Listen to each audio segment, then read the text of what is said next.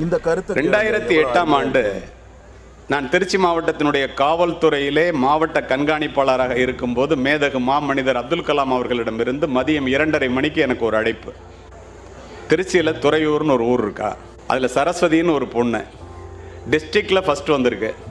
ஆனால் அந்த பெண்ணினுடைய விருப்பத்திற்கு மாறாக 16-17 வயது நிரம்பிய அந்த பெண்ணை தாய்மாமா 47 வயது நிரம்பியவர் 30 வயது வித்தியாசத்திலே 2ஆம் தாரமாக திருமணம் செய்து வைக்க முயற்சி நடப்பதாக நான் அறிகிறேன். இதனால் அவரே என்னிடம் அழைத்தது எனக்கு மிகப்பெரிய ஆச்சரியமாக இருந்தது.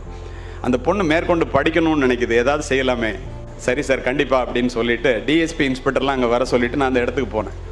நான் போகிறதுக்குள்ளே அவங்க அம்மா அப்பாட்ட டிஎஸ்பி இன்ஸ்பெக்டர்லாம் எடுத்து சொல்லி 16-17 வயது உள்ள பெண் அதனுடைய விருப்பத்துக்கு மாறாக திருமணம் செய்கிறது சட்டப்படி தப்புங்கிறத அவங்க சொன்ன பிறகு அம்மா அப்பா அவங்களே இல்லை சார் எங்களுக்கே அது விருப்பம் இல்லை, ஏழ்மை தான் காரணம் என்று சொல்லி அந்த திருமணத்தை நிறுத்தி விட்டார்கள்.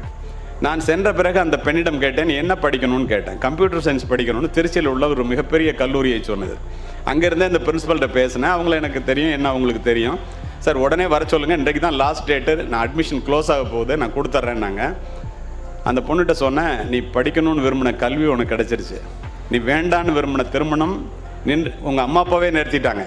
ஆனால் எனக்கு ஒன்றுகிட்ட ஒரு சந்தேகம், உனக்காக ஜனாதிபதி மாளிகையிலிருந்து அப்துல் கலாம் சார் பேசினாரே எப்படின்னு கேட்டேன். அந்த பொண்ணு சொன்னிச்சு, சார் 4 வருஷத்துக்கு முன்னாடி அண்ணாமலை யூனிவர்சிட்டிக்கு அப்துல் கலாம் சார் அப்போ வெறும் அணு விஞ்ஞானியாக தான் இருந்தார், அவர் வந்திருந்தார். எல்லாரையும் கேள்வி கேட்க சொன்னார்.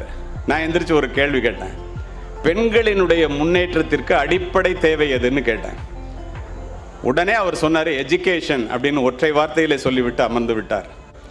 டிஸ்ட்ரிக்டில் ஃபஸ்ட்டு வந்த பிறகு எங்கள் அம்மா அப்பா எனக்கு கல்யாணம் பண்ணுறாங்கன்னு நான் அதிர்ந்து போய்விட்டேன். வேறு ஒன்றும் இல்லை சார், கேள்வி கேட்டவங்களுக்கெல்லாம் அவர் ஒரு கார்டு கொடுத்தாரு. அந்த கார்டில் இமெயில் ஐடியும் ஆஃபீஸ் ஃபோன் நம்பரும் இருந்துச்சு. ராத்திரி பூரா அழுது என்ன செய்யறதுன்னு யோசித்து பார்த்து காலையில் நான் தான் சார் ஜனாதிபதி கிட்ட பேசினேன்னுச்சு. நான் அதிர்ந்து போய்விட்டேன். இந்த சம்பவம் இதோடு முடிந்து போயிருந்தால் உங்களிடத்தில் நான் சொல்ல மாட்டேன். 8 ஆண்டுகள் கழித்த நண்பர்களே, அமெரிக்காவிலே ஹூஸ்டனிலே நடந்த தமிழ்ச்சங்க கூட்டத்திற்கு நான் சென்று விட்டு உரையாற்றி விட்டு கீழே இறங்கினேன். ஒரு பெண் மேடைக்கு சென்று 2 நிமிடம் அனுமதி வேண்டும் என்று கேட்டு தன்னுடைய கணவன் தன்னுடைய பெற்றோர் எல்லாரையும் மேடைக்கு அழைத்து பேச ஆரம்பிக்கின்றாள். அனுமதி வழங்கப்பட்டது. நான் மைக்ரோசாஃப்ட் கம்பெனியில் வேலை பார்க்குறேன்.